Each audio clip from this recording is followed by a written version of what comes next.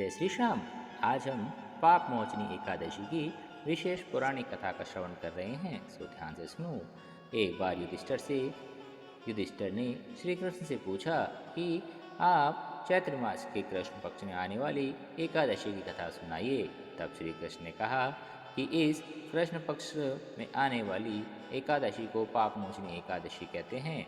इस एकादशी की कथा को लोमस ऋषि ने मानधाता को सुनाया था, सो तुम भी ध्यान से सुनो। एक बार की बात है, तो उस समय मेधावी ऋषि तपस्या कर रहे थे। उनकी तपस्या को भंग करने के लिए कई अप्सराओं ने प्रयास किए।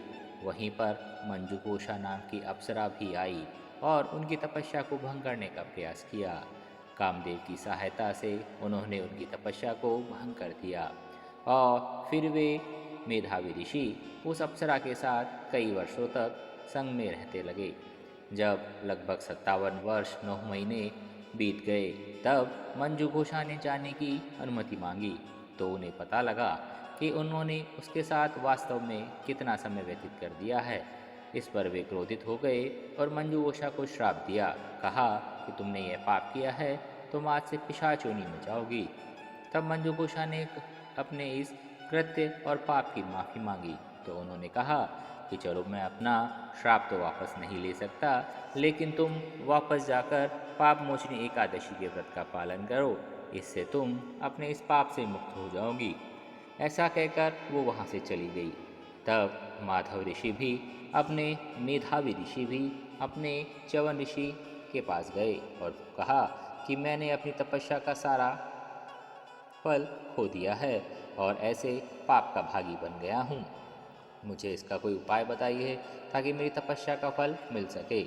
तब मेधावी ऋषि को भी पाप मोचनी एकादशी करने के लिए ही च्यवन ऋषि ने उपदेश दिया। अंततः उन्होंने भी पाप मोचनी एकादशी व्रत का पालन किया और वापस से अपनी तपस्या के फल को अर्जित कर लिया। इस प्रकार से मेधावी ऋषि और अप्सरा मंजू घोषा दोनों ने इस एकादशी के इस महात्म्य से अपने आप के सारे पापों को नष्ट कर दिया। और इसी एकादशी का फल है कि अंत में वे सुखपूर्वक अपने प्रायश्चित करके सारे कृत्यों का नष्ट करके पुण्य को प्राप्त हुए।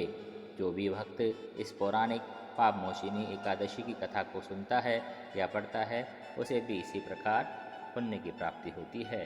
जय श्री श्याम।